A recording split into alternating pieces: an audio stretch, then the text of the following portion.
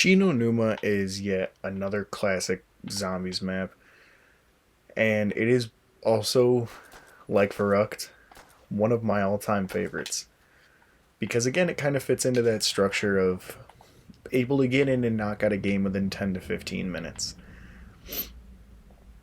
And although, it's not perfect, like although it's a neat little gimmick, and you'll probably be able to see it at least once in this video, is I don't care for the randomness of the perk drops. Like, yeah, it adds a little bit of change from game to game, but that's not really what I'm concerned about when I'm playing zombies. But yeah, so we'll talk about the goods and then we'll talk about the bads. I'm still figuring out how to structure this series of talking about zombie maps. So yeah, let's just go by the go. I think in terms of pros, the starting room is definitely one of the most memorable for me. Like, between little Peter up there and like just the setting, the scenery of the starting room, I feel immediately sets in the environment you're in and gives you an idea of what you're getting into. It's not too small, it's not too big. I think it's perfect for like a first round survival, which I feel is a little harder back in World at War, which is excuse me, which is what you're seeing the footage from. And like the map itself isn't too big. I think it was a good line between like too big and too small. I think it sits right in that perfect middle. Whereas like Verrucht kind of does the same thing, but it does lean more towards the smaller side. This is a little bit bigger, but not so big that it's unnecessary. And that doesn't, just because a map is unnecessarily big doesn't mean I dislike it, right? Like, going off the Shi No Numa trail for a second, for example, Mob of the Dead is a very big map in terms of all the areas you can run around in, but it's also my favorite, So just because it's too big doesn't mean it's terrible. But this map, I think, sits right on that perfect line of size. Not that size matters in terms of the zombie maps, because like they all relatively do the same thing. The only one that doesn't is Nocturne and Toten, but we'll talk about that in another video. But no, Shi No Numa, I think it's unique. It feels like its own thing. Where there's a lot of zombie maps that, like, even if they're different maps, they kind of have a same feel to them, if you know what I mean. And I don't mean in a case of like Derice and the Giant, where it's the same map, or like Nuketown Zombies and Alpha Omega, where it's a remake. What I mean is, like, it has its own feel. The only other map that's somewhat related is Zetsubou no Shima, and even that one is one of my favorites. But like, it's really dope.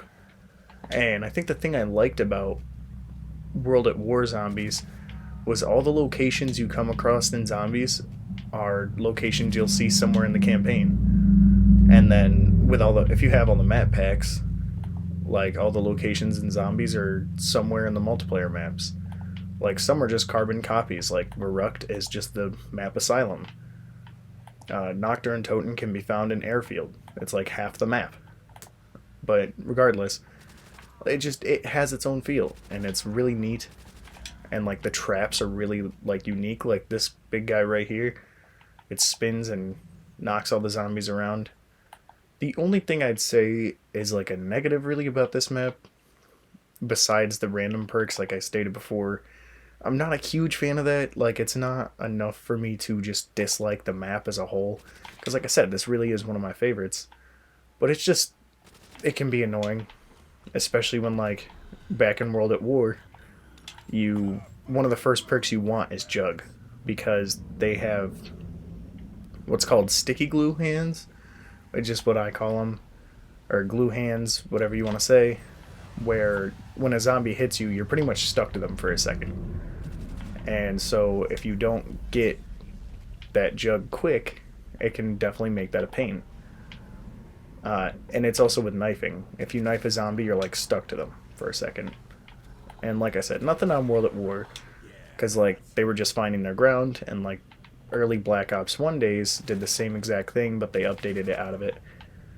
And this is a map that I would be fine with them remaking time and time again. Like, I love Shi No Numa. It's always a map that I go back to, like Verrucht. Like, whether that's in this one, which is World at War, or Black Ops 1, or Black Ops 3, and yes, even Vanguard from time to time. I think Shi No Numa is the only thing that game got right, and in fact, I really like that game's interpretation of it. Like, adding the little section. Like, they didn't need to. Like, it would be fine without it, but I do like that. And there's little things around the map that can give hints to the story, because this was also when they started to put together the story of zombies. And I don't know if you know the story on that, and not to get off topic too much, but it was just a fan thought they heard one of the zombies say Sam, and it was just a little soundbite that they had created and didn't even think about.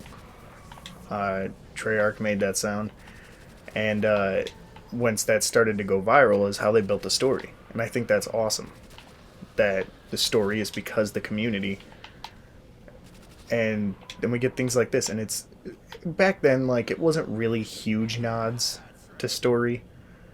Like, I don't remember where it is, so that's my bad. But there are little things around the map where you can kind of put stuff together. Like, all this engineering stuff is kind of a part of it. And just the map in general. And I'm not talking about when you look in the future and you're like, oh, well, Dr. Monty helped all of them. Like, gave all of them the ideas for the perks, and the mystery box, and the pack-a-punch, which isn't on this map in this game, but, you know, I don't know, there's something about this map, and it's so hard to put into words, and maybe some of you will know what I'm talking about, but something about it just has a draw towards it. But I do also know this is a map that some absolutely despise, and that's fine too. I think that's what I like about zombies, and whatever the finale of this series is. I don't know if I'm going to go through every single map, or if I'll just do my favorite ones. Well, that might be a little biased.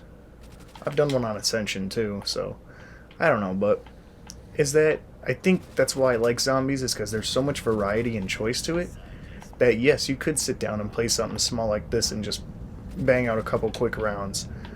Or you could opt to do something larger, like Der Eisendrache, or I don't know, Origins. It's nice. It's a cool community, and you know, I'm always happy to be a part of it for the most part. There's some that there's toxic people in every single community, right? But that's not what this video is about anyway. Sorry, I got off track a little bit. But yeah, no, I'm gonna go through all the maps and just kind of say what I do and don't like. And like I said, with this map, the only other thing I don't like besides the perks is the zip lines.